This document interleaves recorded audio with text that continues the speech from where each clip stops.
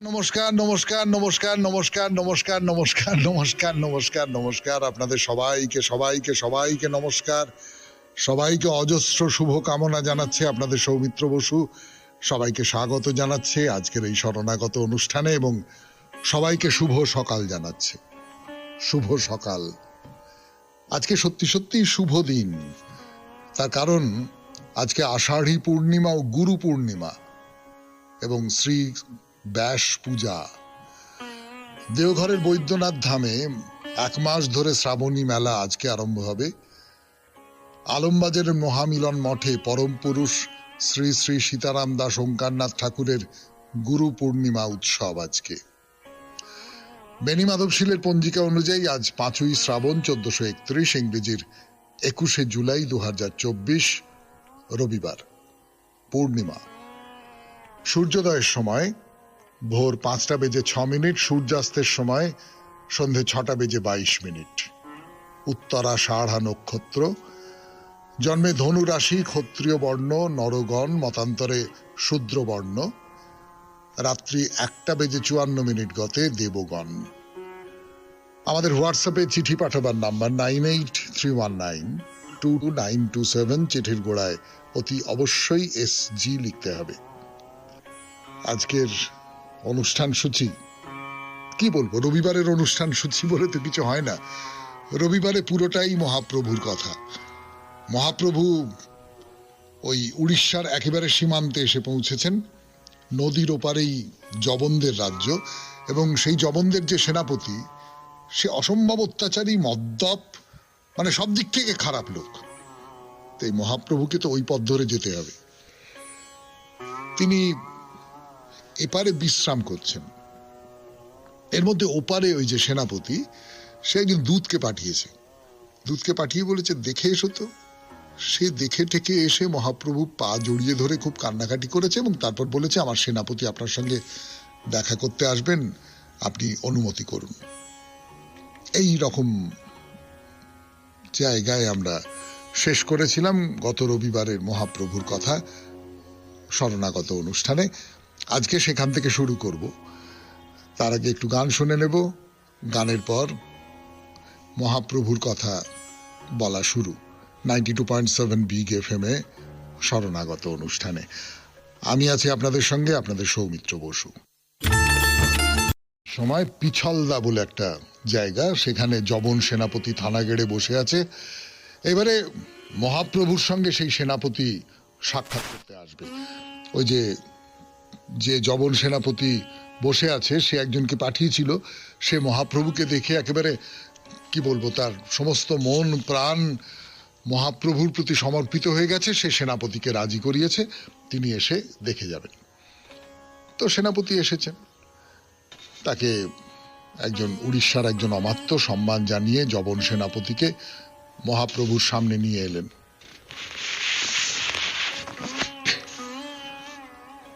মহাপ্রভু মাটিতে বসে আছেন আর কি যেন সব ভাবছেন, খুব অন্যমনস্ক হয়ে কি যেন সব ভাবছেন।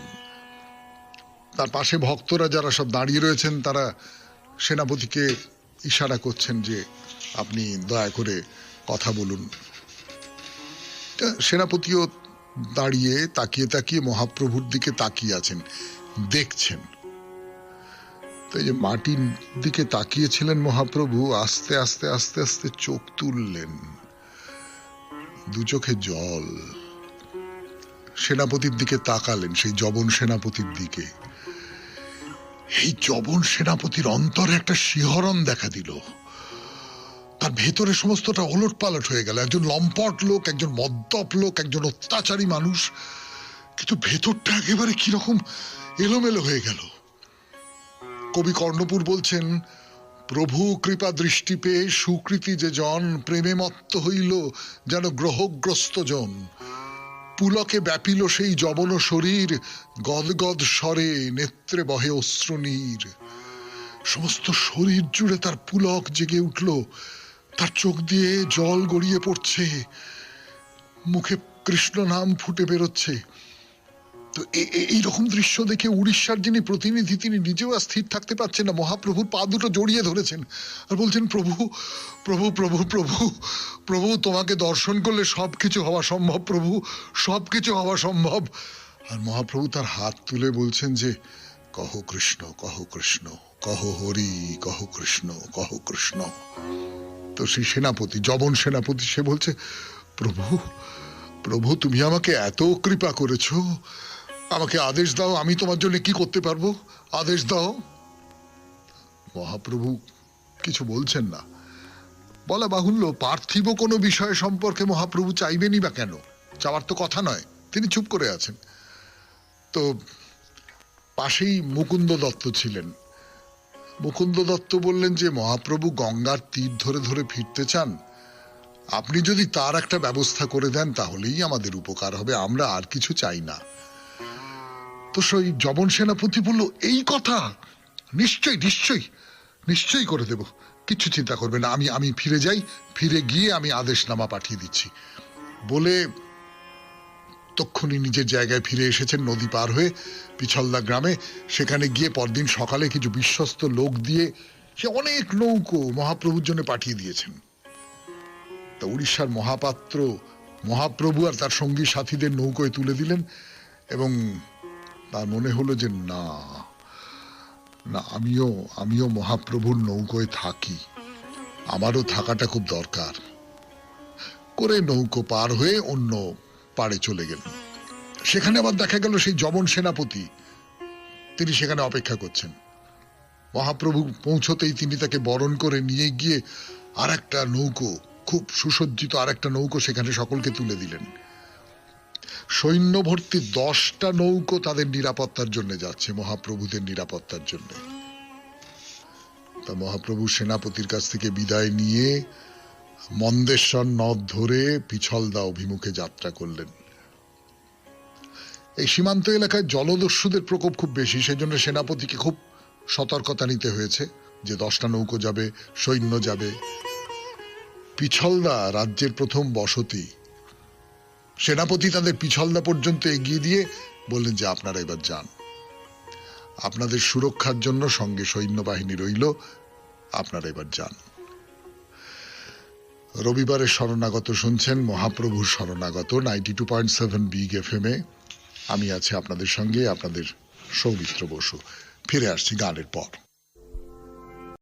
তার উপর মহাপ্রভু এবং পার্শ্বদের বসিয়ে সেনাপতি নিজে দাঁড়িয়ে থেকে মহাপ্রভুদের রওনা করে দিলেন। শুনছেন রবিবারের শরণাগত 92.7 বিগ FM এ। মহাপ্রভুর বাংলা ভ্রমণ এর আগে উড়িষ্যার বাংলার মধ্যে গড় মান্দারণে একটা সন্ধি চুক্তি হয়েছিল।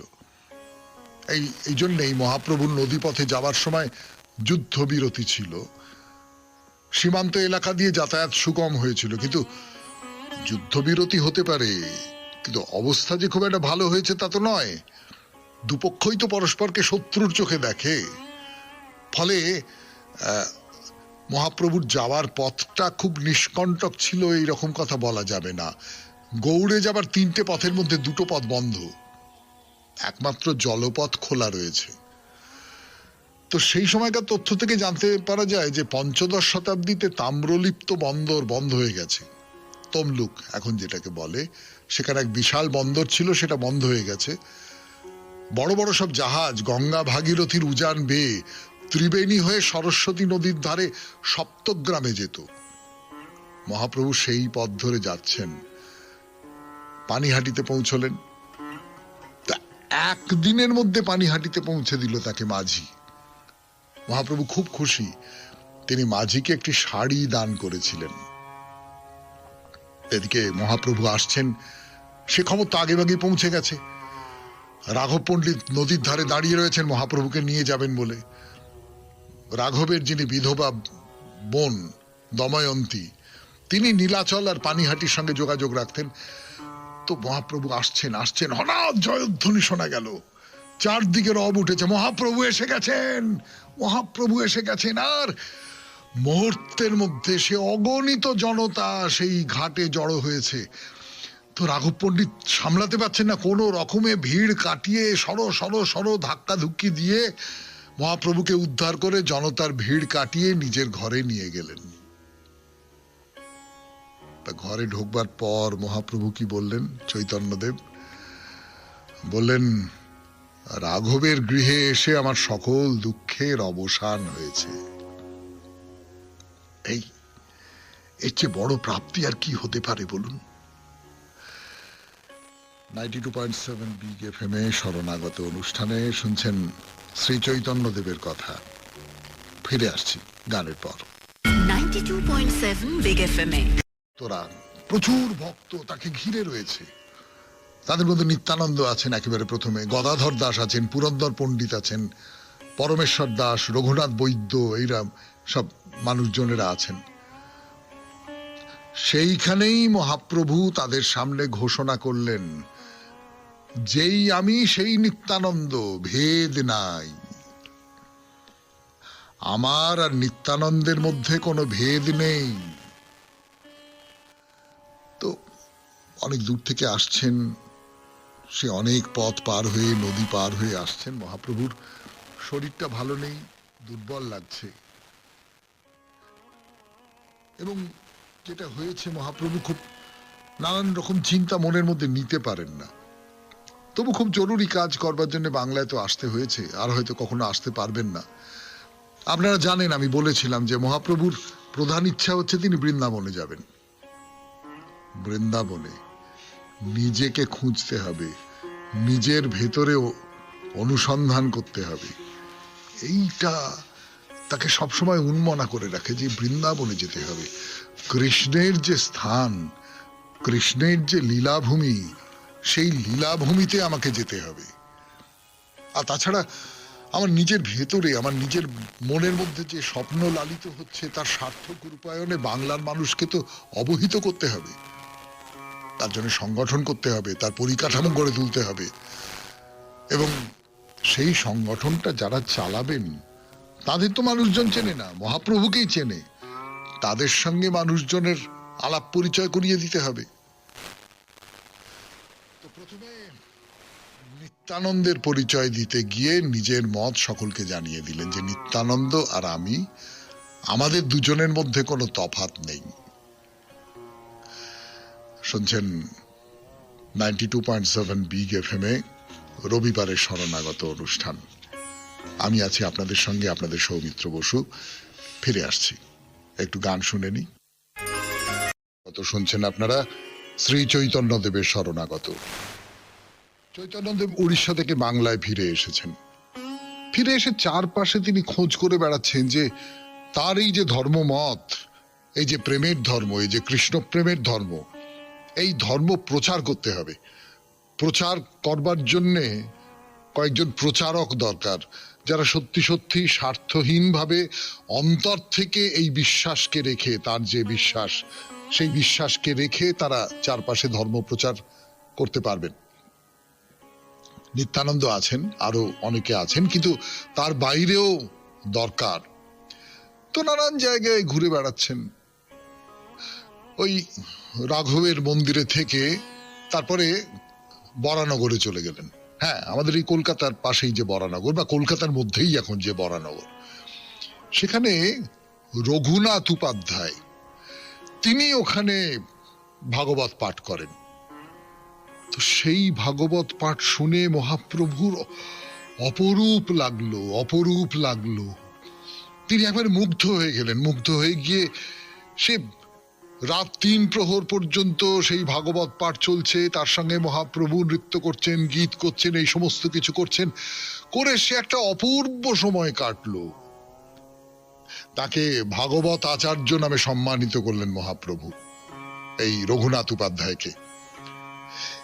এইটাই পরবর্তীকালে এইখানে বরানগরের যে বিখ্যাত পাঠবাড়ি, আপনারা অনেকেই শুনেছেন, বিশেষ করে যারা বৈষ্ণব ধর্মের মানুষ, বা যারা সাহিত্য বা ধর্মের নানান দিক নিয়ে ভাবনা চিন্তা করেন, তারা অনেকেই শুনেছেন বৈষ্ণব ধর্মের এই পাঠবাড়ির কথা। খুবই বিখ্যাত একটি জায়গা।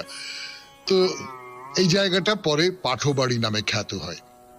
পরদিন সকালে সেখান থেকে নৌকো করে নবদ্বীপের দিকে চলে গেলেন।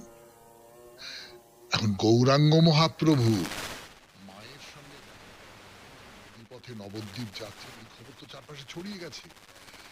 সেই একেবারে ভোর থেকে গঙ্গার দুপাশে অগণিত মানুষ তাকে দর্শন করবার জন্য দাঁড়িয়ে রয়েছেন, অগণিত মানুষ দুপাড়ে, গঙ্গার দুপাড়ে।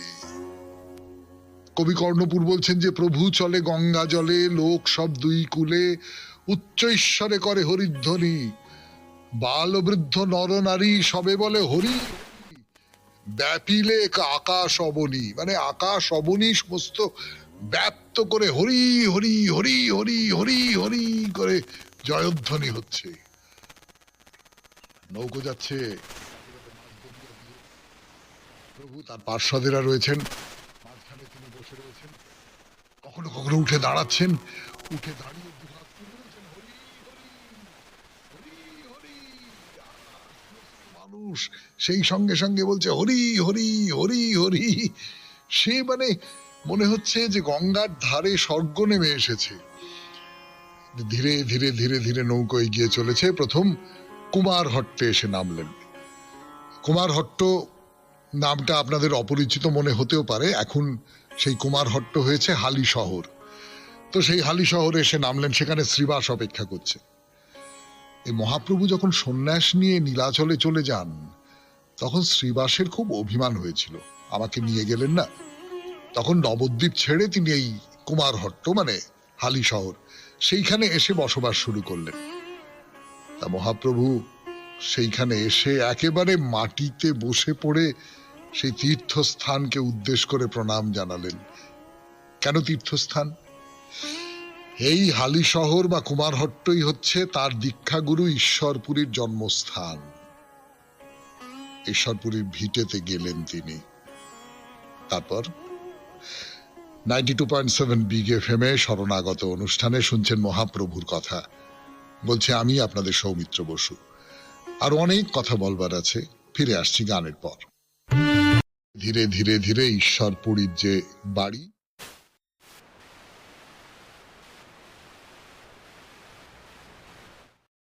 অনুষ্ঠানে মহাপ্রভুর কথা। মহাপ্রভু কুমারহট্ট বা হালি শহরে নেমেছেন তার দীক্ষাগুরু ঈশ্বরপুরীর গৃহ দর্শন করবার জন্য। তো সেখান থেকে গুরুর গৃহ থেকে এক মুঠি মাটি তুলে নিয়ে তার নিজের কাপড়ে বাঁধলেন। গুরুগৃহের মাটিটুকু তার কাছে থাক।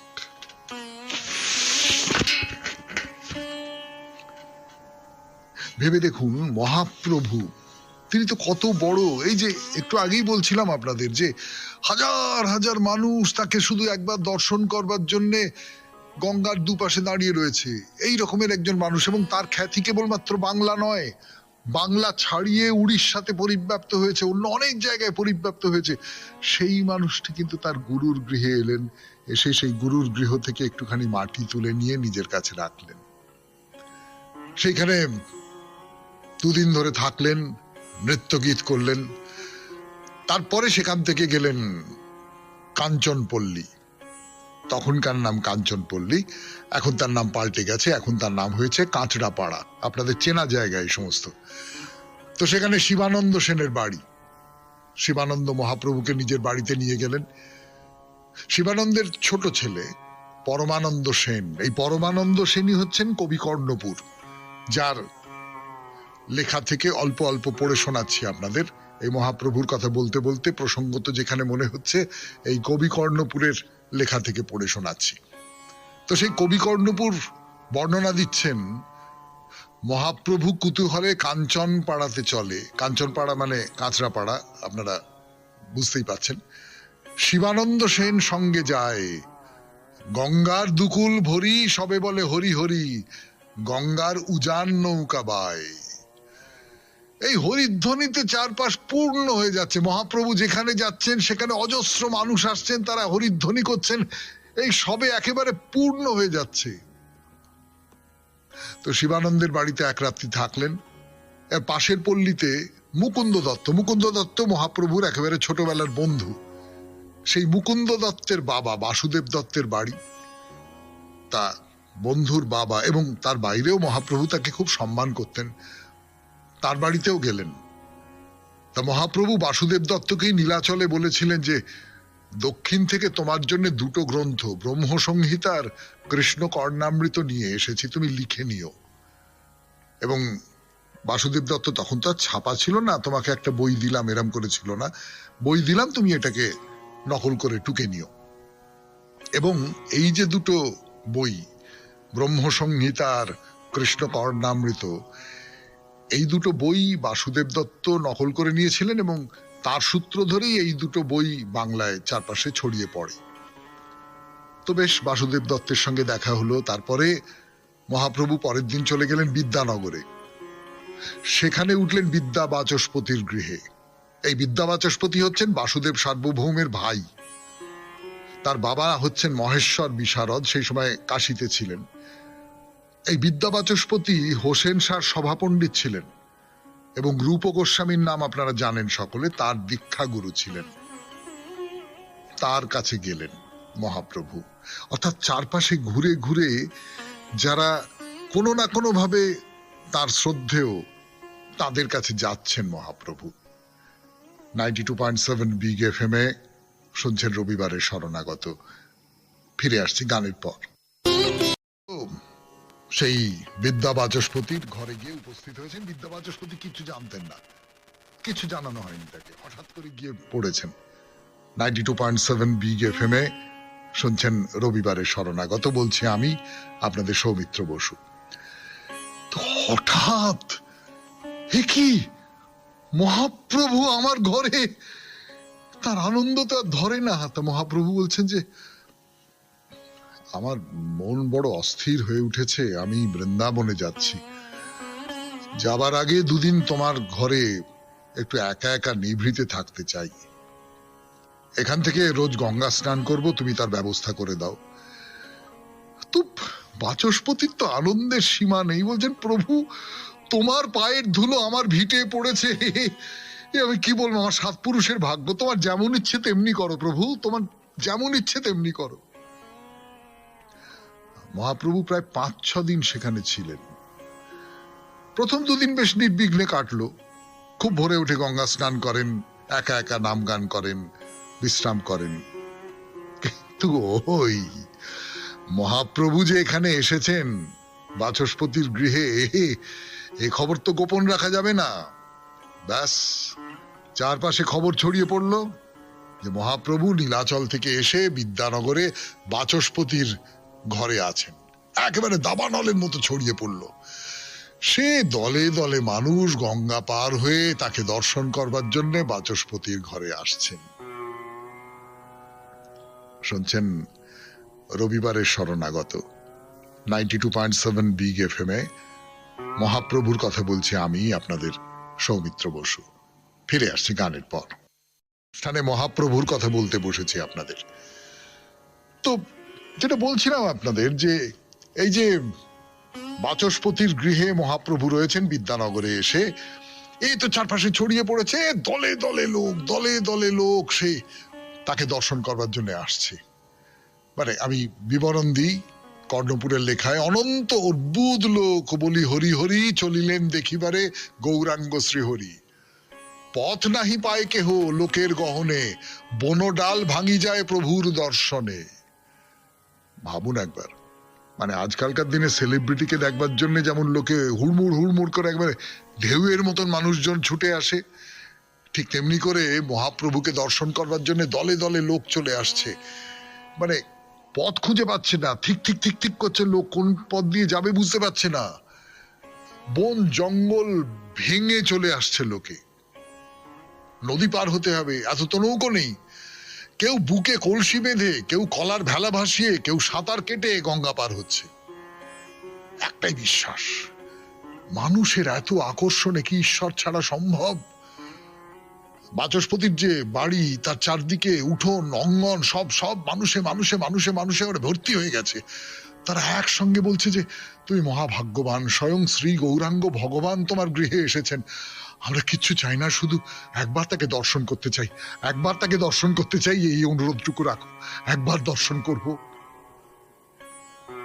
তা মহাপ্রভু তো ঘরের ভেতর থেকে তাদের সেই আরতি শুনতে পেয়েছেন। এত মানুষ, এত মানুষ তার কাছে আসতে চাইছে, তিনি কি উপেক্ষা করে বসে থাকতে পারেন?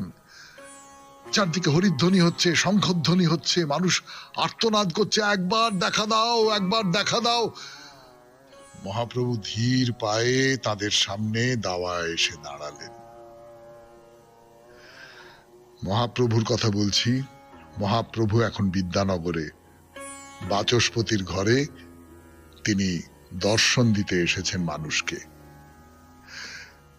মহাপ্রভুর কথা আরো বলবো গানের পর 92.7 বিগ এফএম এ শরণাগত অনুষ্ঠানে। মহাপ্রভুর কথা বর্ণনা করবার জন্য 92.7 বিগ এফএম এ এই শরণাগত অনুষ্ঠানে, রবিবারের শরণাগত অনুষ্ঠান। দৃশ্যটা কল্পনা করুন, বাচস্পতির ঘরে, বাইরে, বারান্দায়, উঠোনে, সমস্ত জায়গায় অগণিত মানুষ। তারা কেউ হরিধ্বনি করছে, কেউ কৃষ্ণ কৃষ্ণ কৃষ্ণ কৃষ্ণ করছে, কেউ বলছে যে মহাপ্রভু দর্শন দিন, একবার দর্শন দিন। তার মধ্যে মহাপ্রভু এসে দাঁড়ালেন। সবাই একেবারে চুপ, নিস্তব্ধ, স্তম্ভিত হয়ে গেছেন সকলে। আহা, কি রূপ গো, কি রূপ!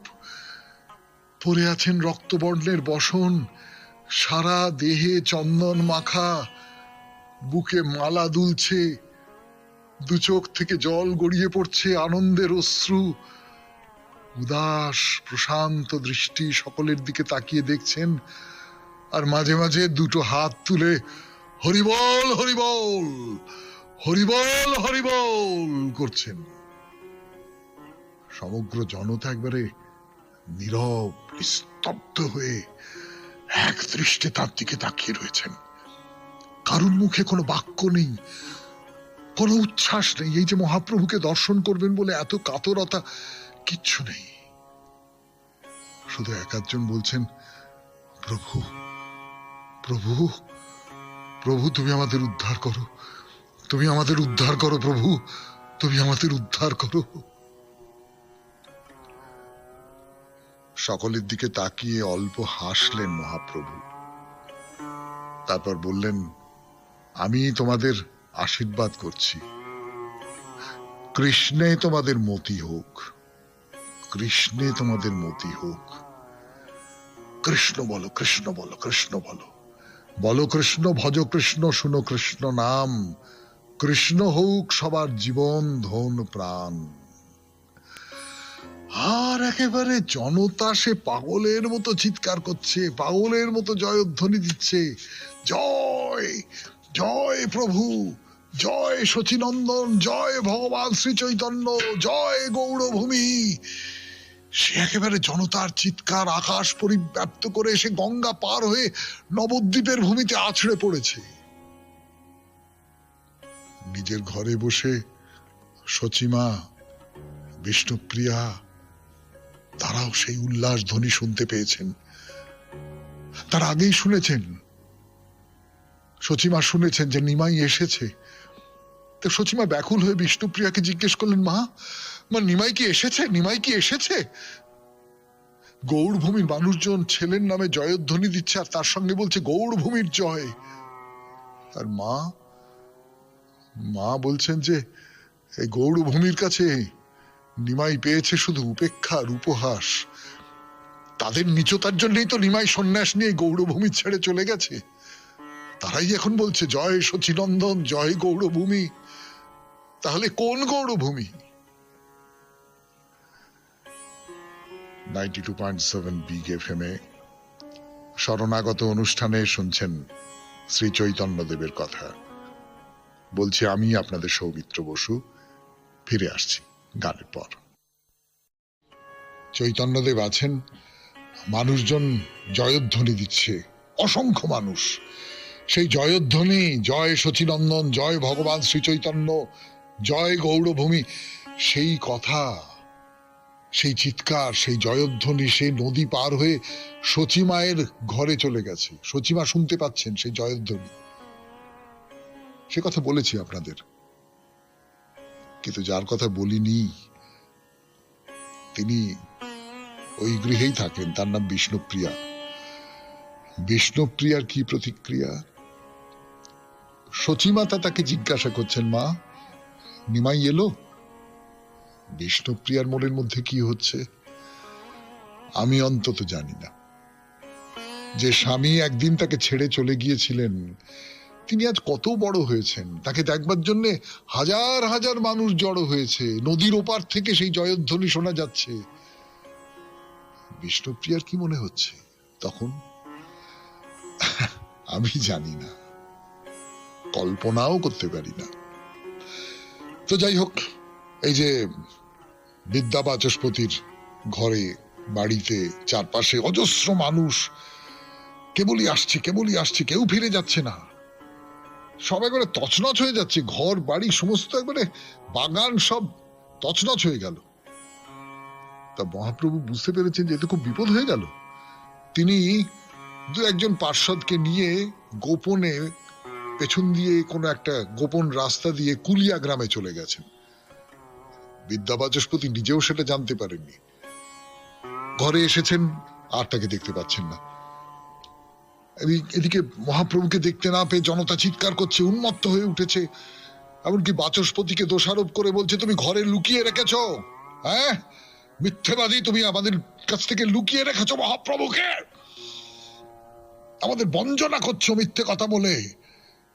তো অসহায় বাচস্পতি এদিক ওদিক ঘুরছেন, কি করবেন কিছু বুঝতে পারছেন না। এইরকম অবস্থায় একজন ব্রাহ্মণ এসে তার কানে কানে বললেন যে মহাপ্রভু কুলিয়া নগরে চলে গেছেন। তো বাচস্পতি বললেন, শোনো শোনো শোনো শোনো, আমার কথাগুলো শোনো। মহাপ্রভু আর আমার ঘরে নেই, তিনি গোপনে চলে গেছেন, কুলিয়া গ্রামে চলে গেছেন। তোমরা মহাপ্রভুকে দর্শন করতে গেলে ওই কুলিয়া নগরে যাও। তো কুলিয়া গ্রাম হচ্ছে নবদ্বীপের দক্ষিণে, গঙ্গার খাড়ির অন্যদিকে। বিদ্যানগর থেকে যেতে গেলে সেই খাত পেরিয়ে যেতে হবে। তখন ভরা গঙ্গা, ভাগীরথীর জলে একবারে সেই খাড়ি পরিপূর্ণ, তবে এপার ওপার পরিষ্কার দেখা যায় কাছাকাছি। বিদ্যানগর থেকে তো বটেই, নবদ্বীপের মানুষজনেরা সেই খাত পেরিয়ে মহাপ্রভুকে দেখতে যাচ্ছে। সচিমা, বিষ্ণুপ্রিয়া এপারে দাঁড়িয়ে মহাপ্রভু দর্শন লাভের আশা করেছিলেন, অন্য পারে যাবার জন্য মন ব্যাকুল হয়ে উঠেছিল, কিন্তু বিষ্ণুপ্রিয়াকে নিয়ে তো যাওয়া যাবে না। সচিমা ভাবছেন, বিষ্ণুপ্রিয়াকে আমি কোথায় রেখে যাব, এই জ্বলন্ত অঙ্গারকে আমি কোথায় রেখে যাব। যাওয়া হলো না। বিষ্ণুপ্রিয়াকে নিয়ে বাড়ি ফিরে এলেন। আজকের মতো শেষ করি মহাপ্রভুর কথা। 92.7 বিগ এফএম এ শরণাগত অনুষ্ঠানে সৌমিত্র বসু বিদায় নিচ্ছে। আমাদের হোয়াটসঅ্যাপে চিঠি পাঠাবার নাম্বার 9831922927। চিঠির গোড়ায় অতি অবশ্যই SG লিখতে হবে। সবাই খুব ভালো থাকবেন, আনন্দে থাকবেন। মহাপ্রভুর কৃপা আপনাদের মাথায় বর্ষিত হোক। নমস্কার।